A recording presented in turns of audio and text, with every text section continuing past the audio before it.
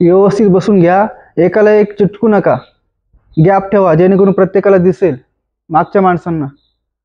आणि व्हिडिओच्या मध्ये मध्ये बोलू नका. व्हिडिओ झाल्यानंतर प्रत्येकाला प्रत्येकाच्या प्रश्नाचं उत्तर दिलं जाईल. कर चालू. केली पण. नमस्कार मंडळी, रामकृष्ण हरी. तर येत्या 22 तारखेला आपल्या नवरात्री उत्सवाची सुरुवात होते, बरोबर. तर आजचा जमाना हा सोशल मीडियाचा जमाना आहे. तर दरवर्षी व्हॉट्सअपला मला तर मेसेज येतो, तुम्हाला येतो का माहित नाही.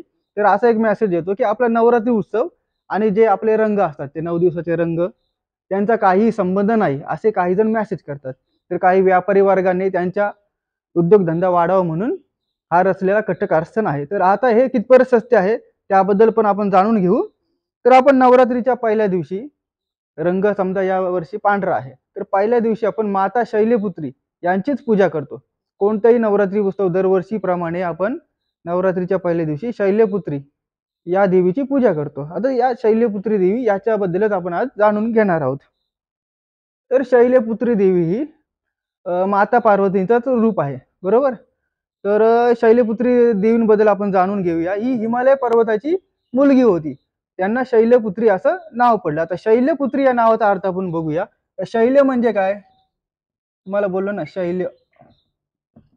शैल्य पुत्री, ओके. शैल्याचा अर्थ होतो पर्वत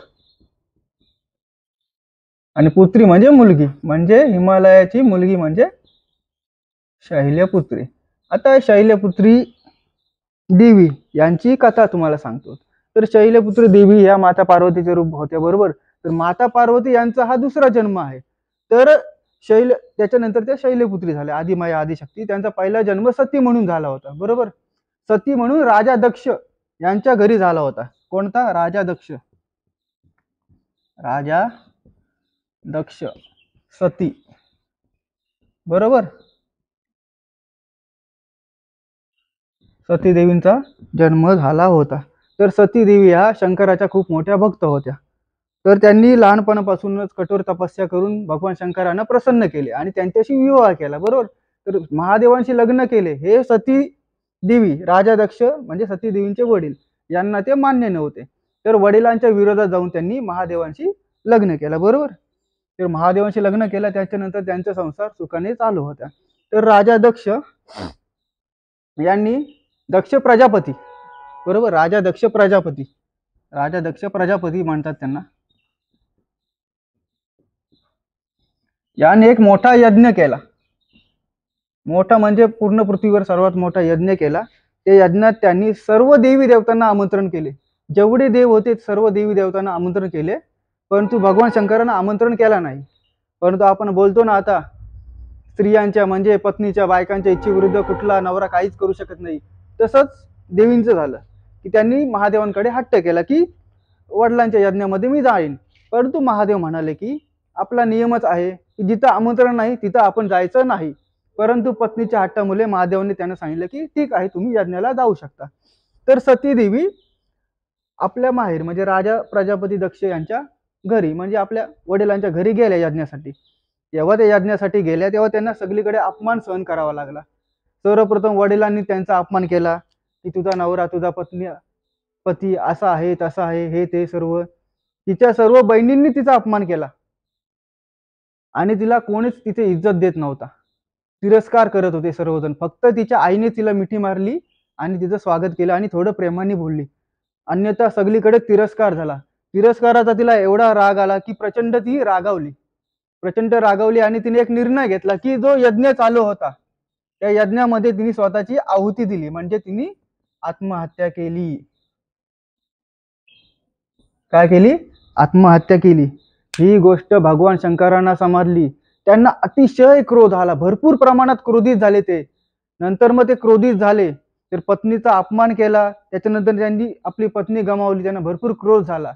तर भगवान शंकरांनी काय केलं, आपले जटा जटा असतात ना, जटामधून एका राक्षसाची किंवा बोला आपण देवाची, राक्षस बोलू शकत नाही, देवाची, आपण वीरभद्र देवाची पूजा करतो आपण. तर जटामधून वीरभद्र याची उत्पत्ती केली. वीरभद्र हा भगवान शंकराचा पहिला अवतार आहे आणि सर्वात भयानक अवतार आहे. इथे लिहितो जटांमधून जटांमधून काय अवतरित केले? वीरभद्र. वीरभद्र देवाला अवतरित केले.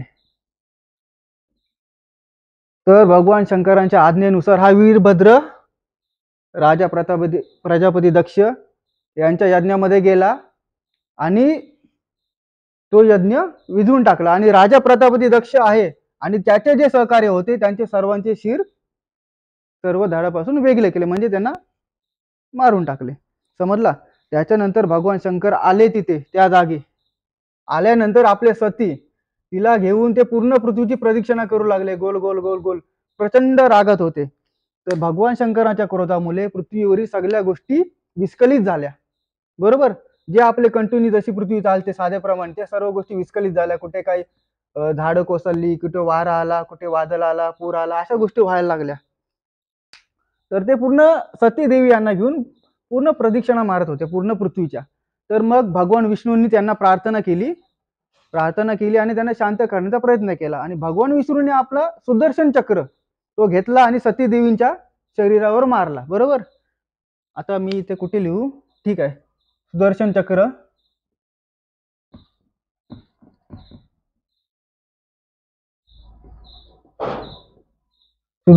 हा सती देवींच्या शरीरावर मारला आणि त्यांच्या शरीराचे अनेक तुकडे झाले. ते तुकडे आज आपण शक्तीपीठ म्हणून ओळखतो. बरोबर ना? शक्तीपीठ जे भारतामध्ये जे शक्तीपीठ आहेत, बांगलादेशमध्ये सुद्धा आहेत, नेपाळ आणि पाकिस्तानमध्ये आहेत शक्तीपीठ. ते आज आपण शक्तीपीठ म्हणून ओळखतो, जे आपल्या सती देवींचे सुदर्शन चक्राने विष्णुदेवांनी केलेले तुकडे आहेत. त्याच्यानंतर मग शंकर भगवान हे थोडे शांत झाले. बरोबर? आणि मग आता प्रश्न पडला असेल, राजा प्रजापती दक्ष याचं काय झालं? तर नंतर ब्रह्मदेव आले. ब्रह्मदेव आले, त्यांनी शंकराला शांत केले. बरोबर? शंकराला शांत केले आणि प्रार्थना केली की तुम्ही राजा प्रजापती दक्ष आहे त्याला जिवंत करा, जेणेकरून प्रजेचा कल्याण होईल. तर मग शंकराने त्याला काय केलं असेल? बकरा आहे ना, बकरीचं तोंड लावलं. म्हणजे ज्याचं जसं कर्म तसं त्याला फल दिलं. राजा प्रजापतीला काय केलं? बकऱ्याचं तोंड लावलं आणि त्याला जीवनदान दिलं. तर आज आपण काय शिकलो की आदिशक्त्या आदिमाई यांनी सर्वप्रथम सती म्हणून जन्म घेतला. बरोबर? राजा प्रजापती दक्ष यांच्या घरी सती म्हणून जन्म घेतला. त्याच्यानंतर शंकराशी विवाह केला त्यांनी. त्याच्यानंतर शंकरांचा अपमान केला राजा दक्ष यांनी. त्याच्यानंतर शंकरांनी राजा दक्ष याचा वध केला. त्याच्यानंतर सतीला घेऊन ते फिरत होते. त्याच्यानंतर सुदर्शन चक्राने विष्णुदेवांनी त्यांचा तुकडे केले. त्याच्यानंतर जे तुकडे तिथे पडले, जिथे पडले तिथे शक्तीपीठे तयार झाली.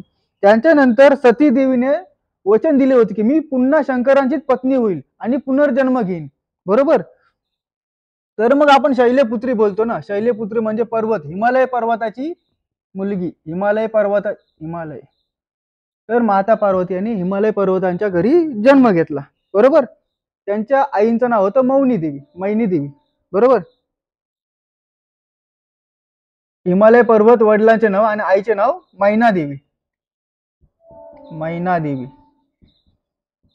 मैना देवी म्हणून माता पार्वती यांनी जन्म घेतला. त्यांचीच आपण सर्वप्रथम आदिमाया आदिशक्ती म्हणून नवरात्रीच्या पहिल्या दिवशी पूजा करतो, ते शैलीपुत्री नावाने. बरोबर? तर आता ही कथा, ही गोष्ट ऐकून प्रत्येकाला विचार पडला असेल की माणसाचा खरोखर पुनर्जन्म होतो का? आपल्या हिंदू धर्मावर बरेच लोक टीका करतात की पुनर्जन्माची कथा आहेत तुमच्या हिंदू धर्मात, त्या सर्व खोट्या आहेत. तर ही गोष्ट ऐकल्यावर तुम्हाला समजले असेल की सतीदेवानी पुन्हा जन्म घेऊन शैलपुत्री झाल्या, माता पार्वती झाल्या. बरोबर? शंकरासाठी पुनर्जन्म घेतला. तर याचा अर्थ असं होतो की आपण कोणत्याही देवाची भक्ती करा, तर मनापासून श्रद्धा भक्ती असेल, तर आपल्याला एखाद्या गोष्टीची आस असेल तर आपल्याला पुनर्जन्म प्राप्त होतो आपल्या इच्छा पूर्ण करण्यासाठी. म्हणून कधी पण आपण कोणत्याही देवी देवताचे जप करावे, कोणाचं वाईट करायचं नाही. त्याच्यामुळे आपल्या सर्वांचा उद्धार होतो. हा या कथेचा अर्थ होतो.